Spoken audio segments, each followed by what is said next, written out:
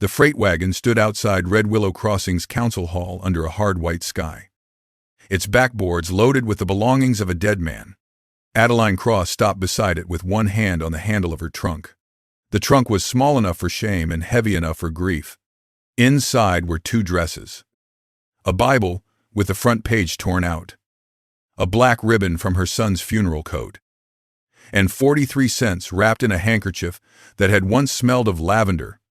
On the wagon bed sat Matthew Quinn's life in rough pieces.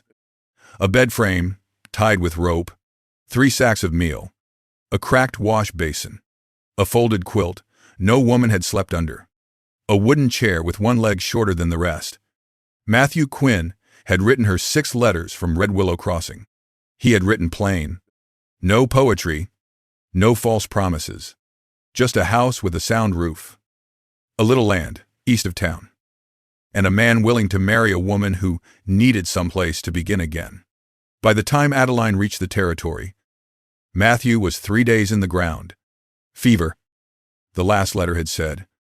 Enough to make a widow of a woman before she became a wife? The council hall door stood open. Voices moved inside, low and dry, like men counting someone else's winter stores.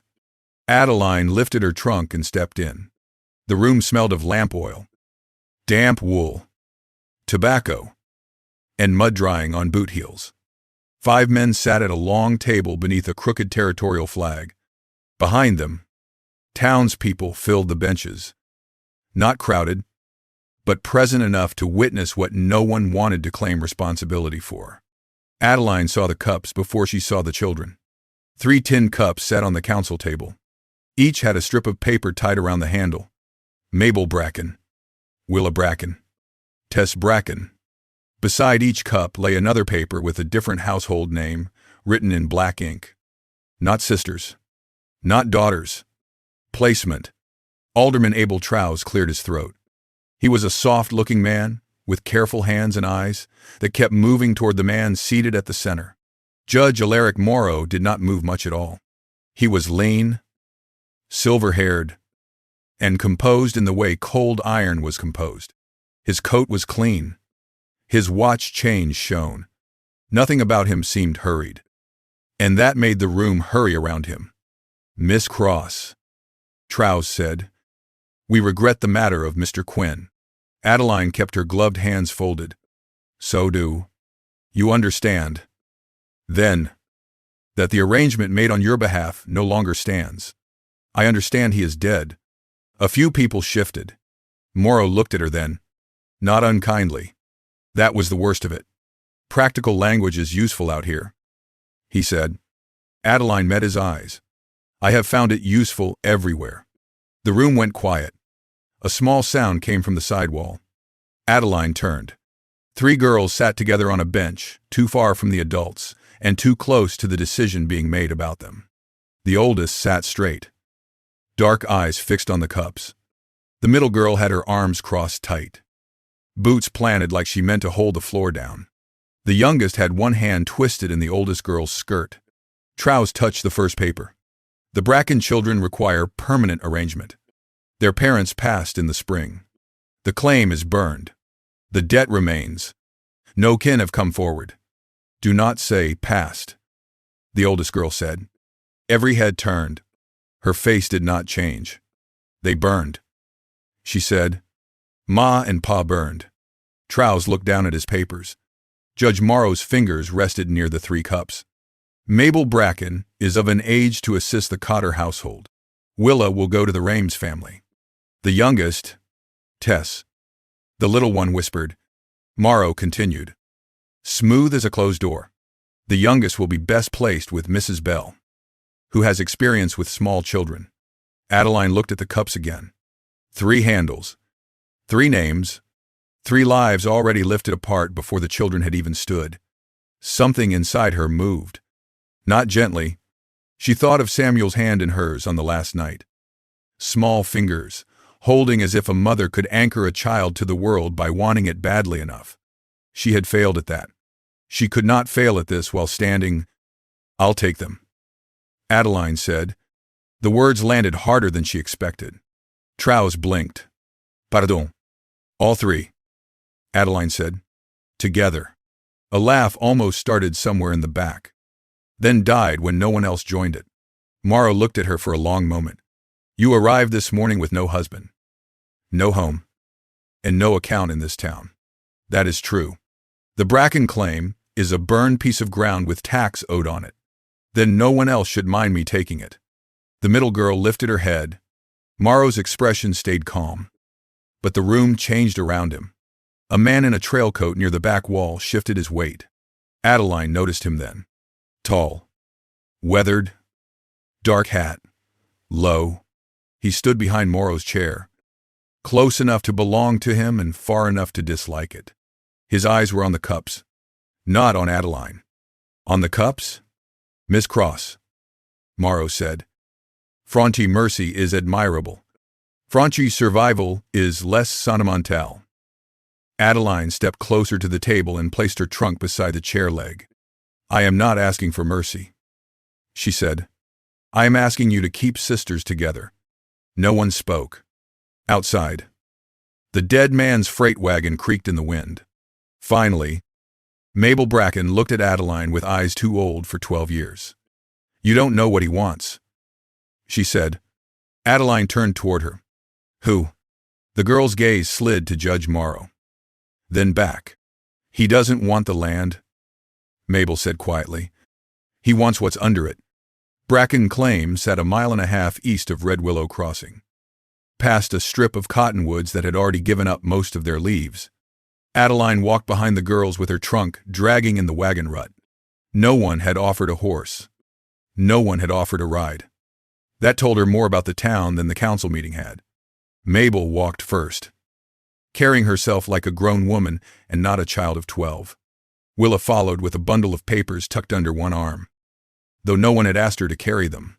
Tess walked close to Adeline, not holding her hand, only near enough that her sleeve brushed Adeline's coat whenever the road narrowed. The Bracken place appeared near dusk. At first it was only a black line against the pale grass.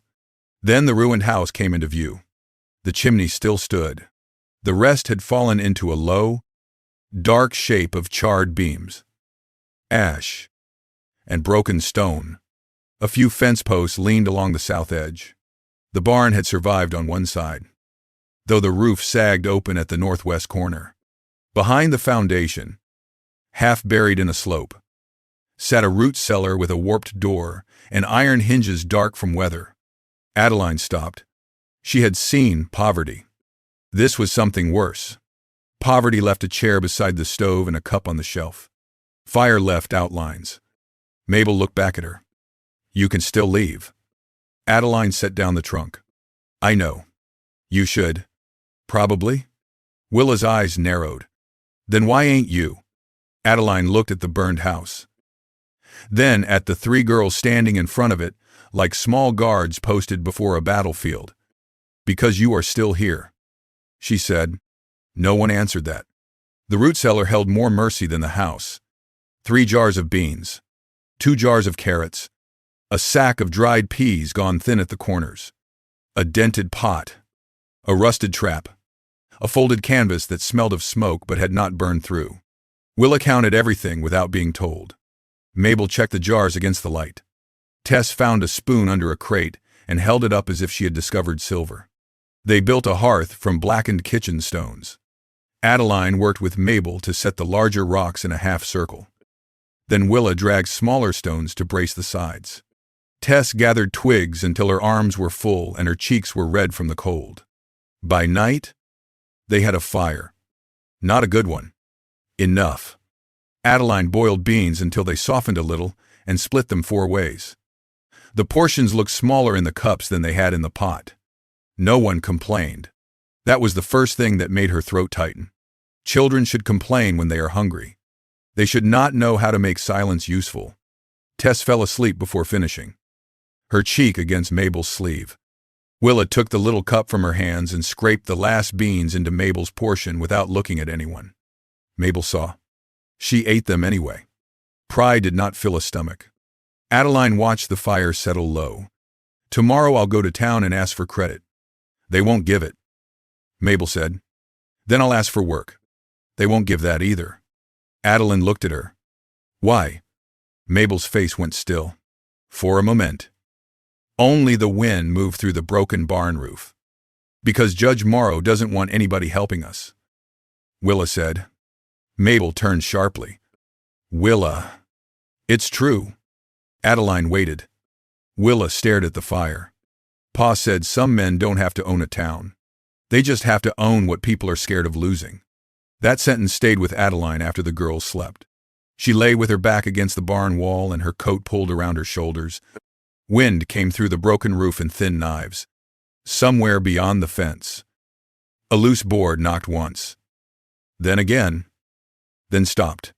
Near dawn, she heard hooves. Adeline rose without waking the girls and stepped outside. A rider waited at the edge of the property. The same man from the council hall. Dark hat. Weathered coat. One hand visible on the saddle horn. The other holding a folded paper. I'm Garrick Shaw, he said. I know who sent you. His jaw moved once. Judge Morrow asked me to deliver an offer. This early, he likes a thing settled before folks grow attached. Adeline walked closer, but stopped at the fence line.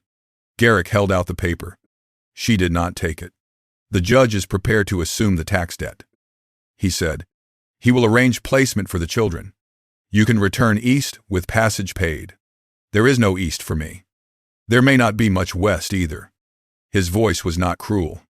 That made it harder to hate him cleanly. Behind Adeline, Mabel had come out of the barn. Willa stood behind her. Tess peered from the doorway with both hands around the tin cup she had found. Garrick saw them. Something changed in his eyes. Not enough to call softness. Enough to notice. We're not selling, Adeline said. Then the tax still stands. How long? 22 days. Willa let out a breath through her nose. Small and bitter? Adeline finally took the paper, folded it once, and put it in her coat without reading. Tell Judge Morrow I heard him. Garrick gathered his reins.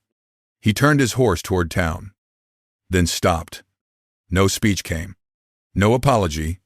He only rode to the old fence corner, loosened a small water keg from behind his saddle, and set it beside a burned post where no one from the road would easily see it. Then he rode away. Tess stepped out first. Is that ours? Adeline looked down the road after him. I don't know yet, she said. Mabel's face hardened. Nothing from Morrow is ours. Adeline touched the water keg with one hand. The wood was cold, full, and the question sat there with it, heavier than the morning. Had Garrick Shaw come to warn them? Or to make leaving look like mercy? The old well behind the burned house had never been finished. Levi Bracken had sunk it 15 feet into hard ground, then stopped where the shaft narrowed into stone and blue clay. A plank cover lay over the mouth, gray from weather, weighted with 2 blackened hearth rocks. Mabel did not like looking at it. Adeline noticed that on the 3rd morning, the girl would cross the yard for wood, water, or beans. But her steps always bent around the well as if it were a person she did not wish to greet. Willa was the one who found the clay.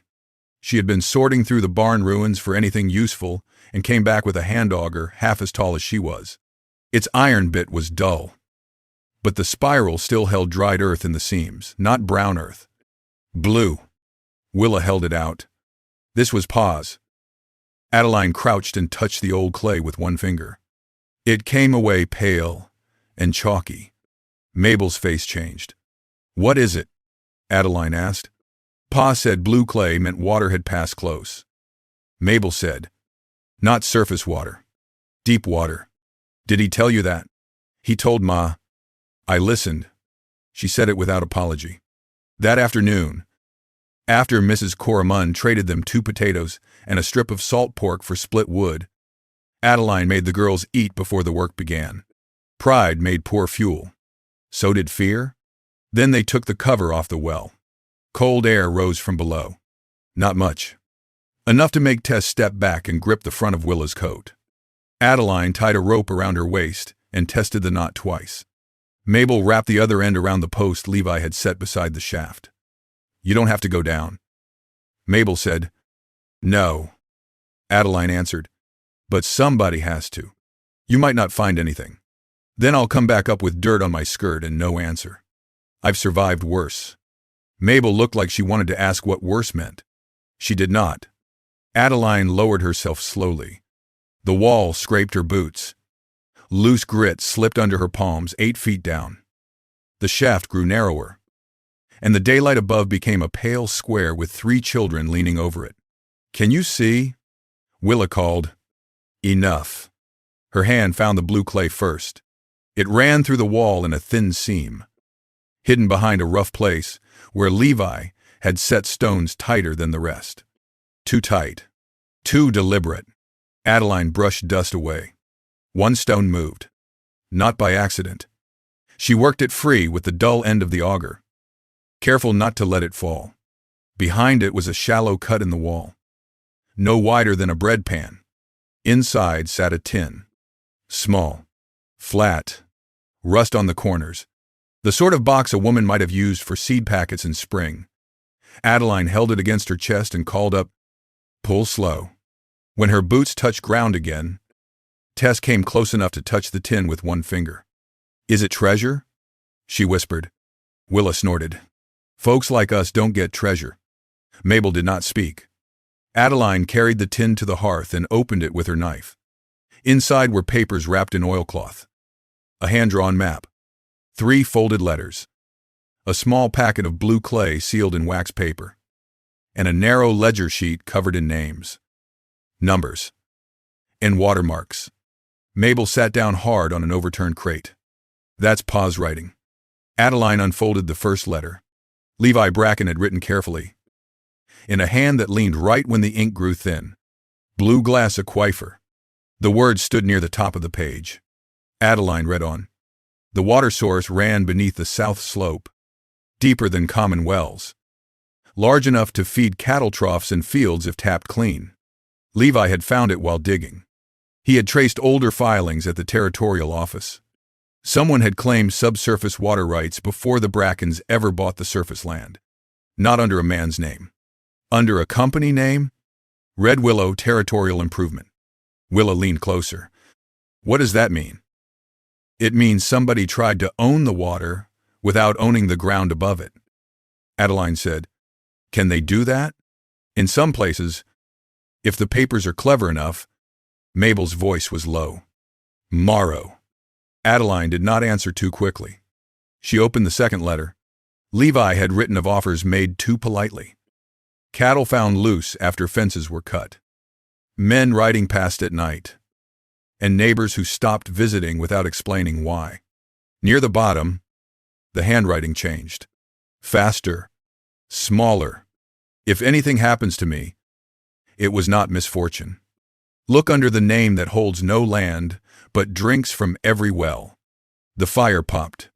Tess moved nearer to Adeline's side. Mabel stood and walked to the edge of the burned foundation. She faced away from them, shoulders straight, head high. No one followed. Willa touched the map. "So the land ain't worthless." "No," Adeline said. The word felt heavier than hope. At sunset, a rider nailed a paper to the front gate and left without coming to the house. Adeline waited until he was gone before she crossed the yard. The notice was formal, clean, and cruel. Outstanding property tax, $63.40. Due in 22 days. Failure to pay would result in forfeiture of the Bracken claim. She folded the paper once and slipped it into her coat.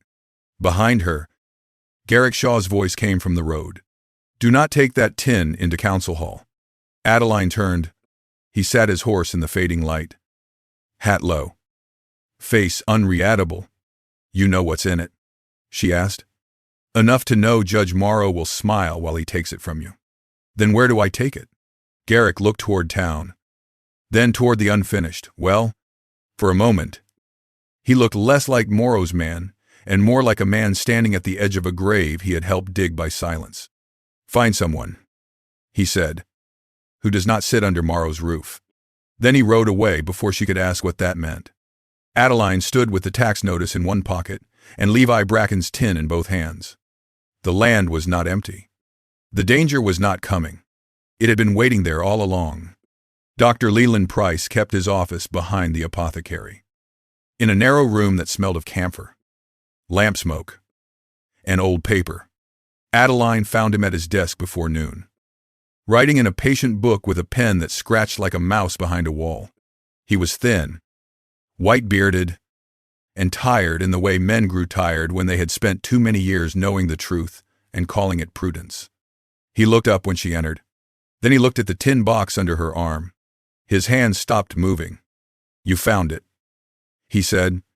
Adeline closed the door behind her. "Then you knew there was something to find." Dr. Price set the pen down carefully. Levi Bracken was not a careless man. "No," Adeline said. "He was a frightened one." That made the doctor look away. For a moment, the little room held nothing but the wind worrying the window glass. "He came here 3 weeks before the fire," Price said at last. "Not for medicine. For witness." To what? To the fact that he had found water beneath his claim. Deep water.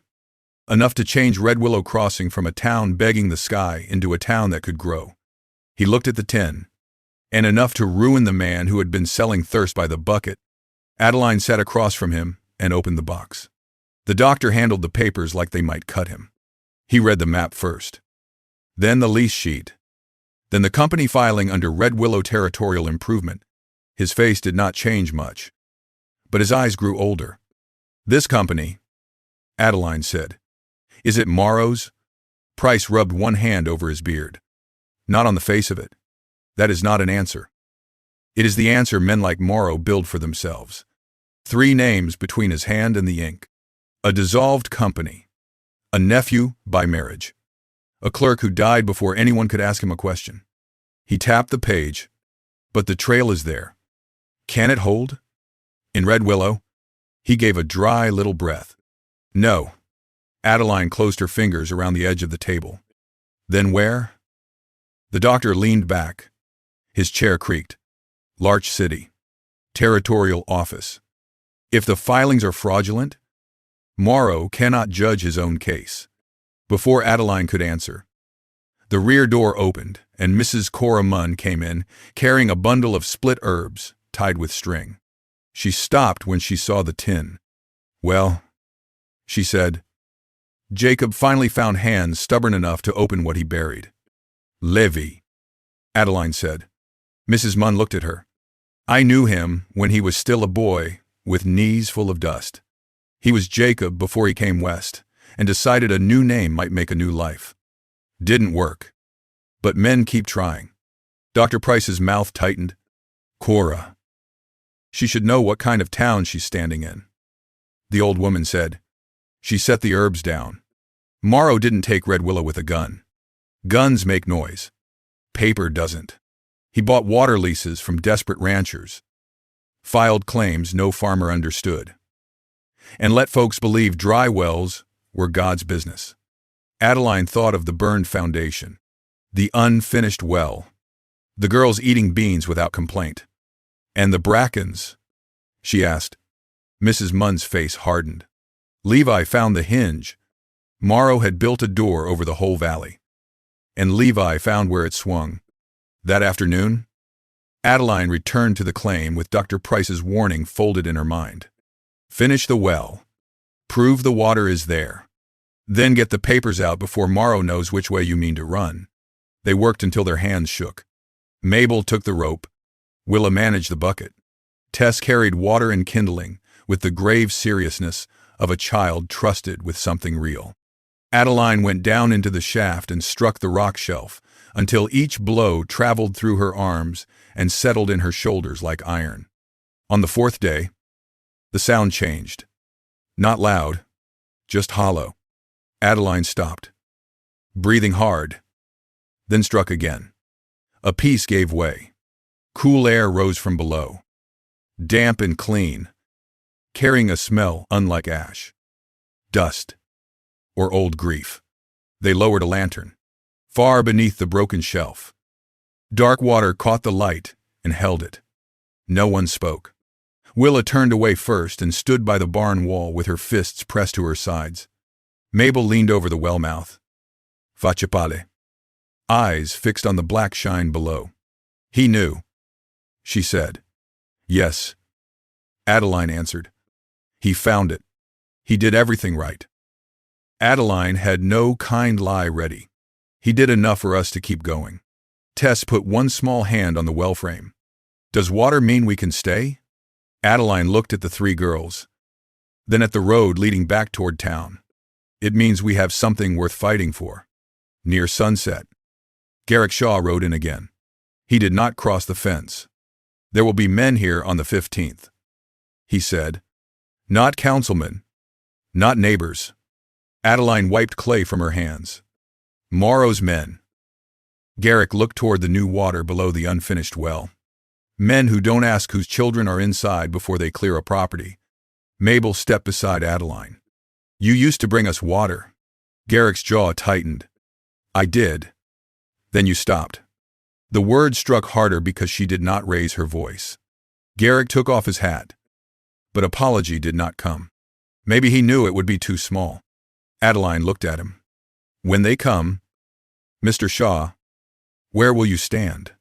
He met her eyes. For once, he had no message from Morrow. Only silence. And in that silence, Adeline understood the truth. Garrick Shaw had not chosen yet. But the hour when a man could stand nowhere was almost gone. They left before first light, when Redwillow Crossing was still only a black shape under a thin rim of morning. Walter Knox drove the wagon. He was a South Valley rancher with a gray beard, broad hands, and a well that had dropped 9 feet since spring. Dr. Price had brought him to the claim after dark, along with 2 other men who stood near the unfinished well and looked down at the water without speaking much. Men who had lost water did not need long explanations. Adeline sat beside Knox with Levi Bracken's seed tin on her lap and the tax notice folded inside her coat. Mabel had wanted to come. She had stood in front of the wagon with her coat buttoned wrong and her chin up. Those are Pa's papers. I know. Adeline said. I know his hand. I know that too. Then I should be there. Adeline looked past her to the barn, where Willa stood with Tess half hidden behind her. The cold had made all 3 girls look smaller, though none of them would have allowed the word.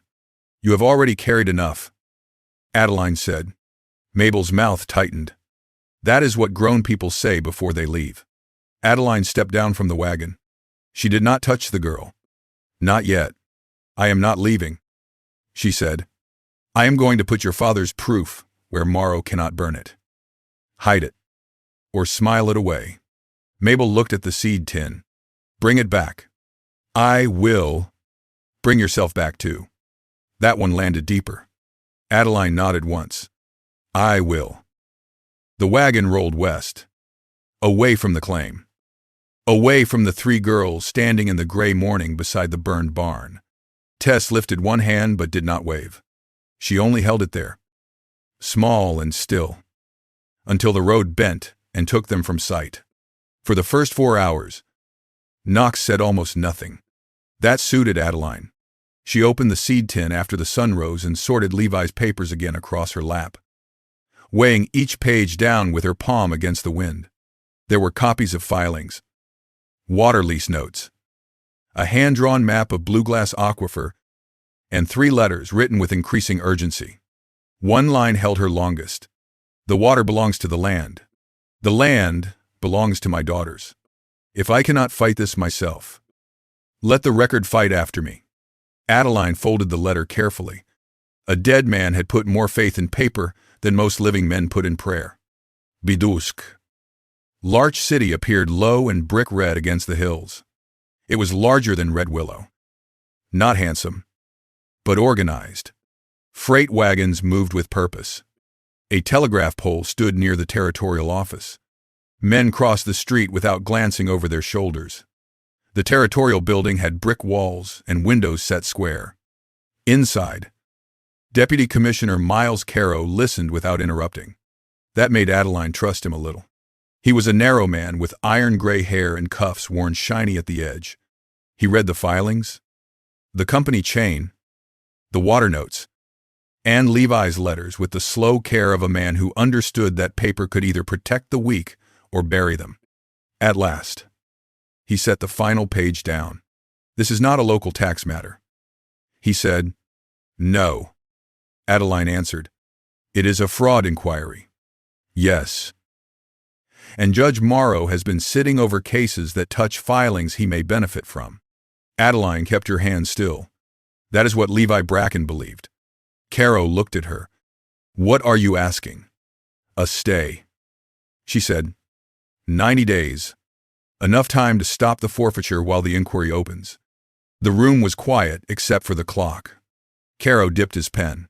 When the nib scratched across the page, Adeline felt her breath leave her slowly, as if she had been holding it since the council hall. He pressed the seal into red wax and handed her the document. "File this with Recorder Tomlin Webb in Redwillow," he said. "Not Morrow, not the council. Webb's appointment is territorial. Green door, east side of Main Street." Knox leaned forward. "How fast?" Caro looked at the window, where evening had darkened the glass. "Fast enough that Morrow does not hear before she files." But Morrow heard. They were half a day from Redwillow when Garrick Shaw rode down from a ridge and stopped beside the wagon. Dust marked his coat. His horse was blown but steady. "He knows," Garrick said. Adeline's fingers tightened around the stay. "Who told him?" "Keel." Knox spat into the road. "Figures." Garrick looked at Adeline. "Morrow called a water allotment meeting for 3 o'clock. Council Hall. He means to declare the Bracken claim forfeited in front of the town before you can put that paper anywhere useful." Adeline looked toward the road ahead. Redwillow lay somewhere beyond the next rise. The girls lay beyond it. How far to Webb's office? "If you take Main Street." "Too far," Garrick said. "There's an alley behind the livery. Green door opens onto the back stair." Knox studied him. "Why tell us?" Garrick's face did not move, but something behind it did. "Because Mabel Bracken used to wave when I brought water," he said, "and I let myself forget what that meant." No one spoke after that. The wagon turned off the main road hard enough that the wheels struck stone. By the time Redwillow Crossing came into view, the church bell was counting toward 3, and the council hall was already full. Adeline reached the green door with mud on her hem and the territorial stay pressed flat beneath her coat. Recorder Tomlin Webb was locking his office. He stopped when she came around the back stair. "Mr. Webb," she said, short of breath. "I have a filing from Larch City." Webb looked at the seal first, then at her face. He unlocked the door without a word. Inside, the office was no larger than a storage room. 1 desk, 2 shelves, a stove gone cold, ledgers stacked straight enough to show the habits of a man who trusted order more than comfort.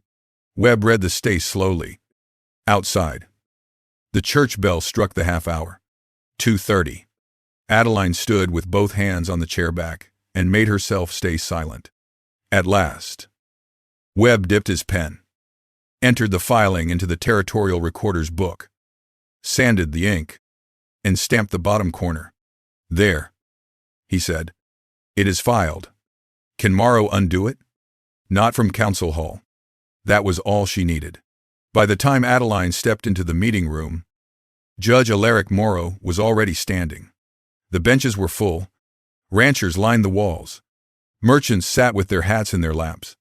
Councilman Trowse looked pale behind the table. Oswin Keel had a book open before him and would not meet her eyes.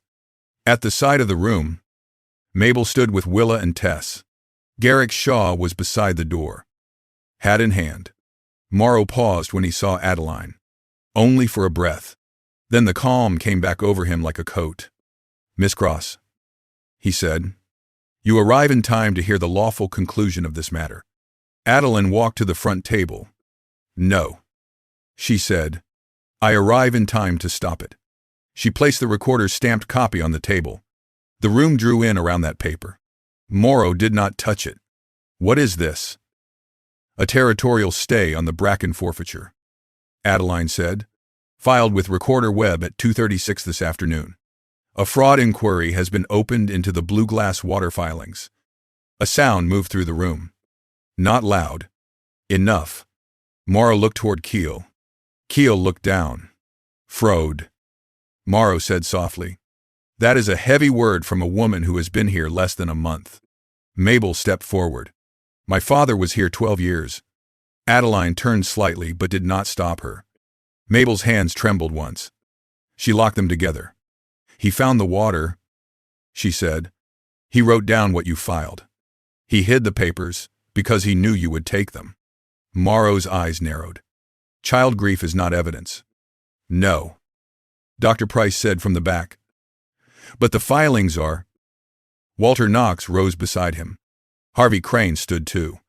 Men who had spent years losing water without knowing who was drinking from beneath them now looked at Morrow as if seeing the shape of him clearly for the first time. Garrick Shaw stepped away from the door. Morrow watched him. That was the first time Adeline saw fear touch the judge's face. Small. Quick. Real. Garrick set his hat on the bench. "I carried offers to Levi Bracken. I carried threats, dressed as offers after that. I watched men mark his fence line. I told myself I was only doing range work." He looked at Mabel. "I was lying." The room stayed still. Morrow's voice cut clean. "Be careful." "Shaw, I am done being careful for you." No one shouted. No one drew a gun. That would have made it easier for men like Morrow, who knew how to turn noise into blame. Instead, the town sat with the paper. The filed stay. The seed tin. The water ledger. The witnesses. And the 3 girls Morrow had tried to scatter before anyone asked why. Adeline looked at Trows. "Record that the Bracken children remain on their land under territorial protection." Trows swallowed. Then he wrote it down. The pen sounded small. That made it matter. Morrow did not lose everything that afternoon. Men like him seldom did. But he lost the room. He lost the easy silence of merchants who had once lowered their eyes. He lost the comfort of frightened ranchers pretending dry wells were weather and not theft. He lost the right to speak and have every head bend toward him. When he left, no one moved aside quickly enough to flatter him. 3 days later, 2 territorial men from Larch City rode into Redwillow Crossing with dust on their coats and sealed orders in their saddlebags. They took statements at Webb's office. They copied the water ledger. They placed a notice on Morrow's office door, suspending his authority over land and water claims while the inquiry remained open. No one cheered. Redwillow was not that kind of town. But men stopped crossing the street to avoid Adeline. That was something. Garrett Sloan sent 2 sacks of flour to Bracken Claim with no bill attached. Adeline sent Willa back with a written note saying flour would be paid for in split wood. Mending. Or spring garden labor. Not charity. Account. By the end of the week, Mrs. Munn sent onions. Dr. Price sent coffee and quinine. Walter Knox sent a young milk cow with a bad temper and good bones. Someone who did not sign his name left fence rails by the south pasture. Mabel watched each gift arrive without smiling. Then she wrote everyone down in Levi Bracken's old account book. "What for?" Tess asked. "So nobody gets to say we begged." Mabel said. A week after the hearing, Webb wrote out with Mabel's witness statement copied clean on official paper. Her name sat at the bottom beside Adeline's and Dr. Price's. Mabel stared at it for a long time.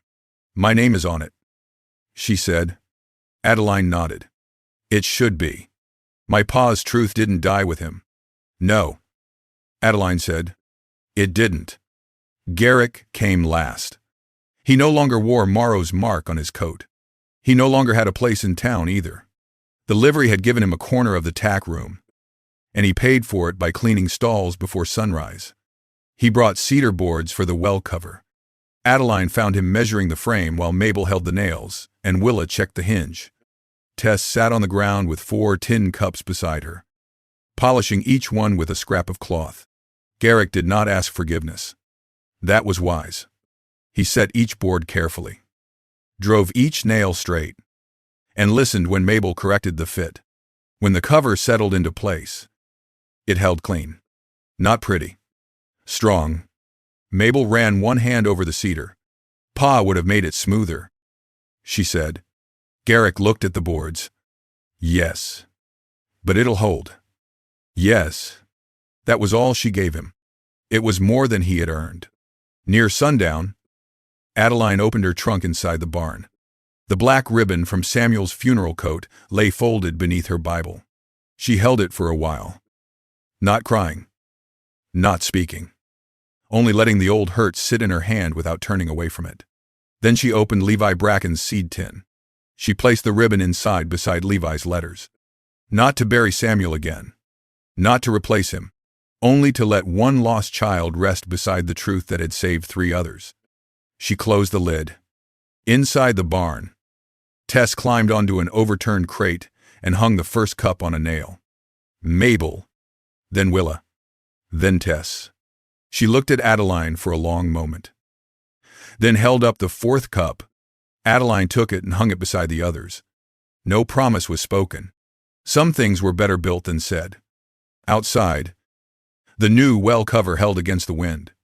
And beneath it, in the dark, the water waited, not owned by fear, not hidden by paper. Still there.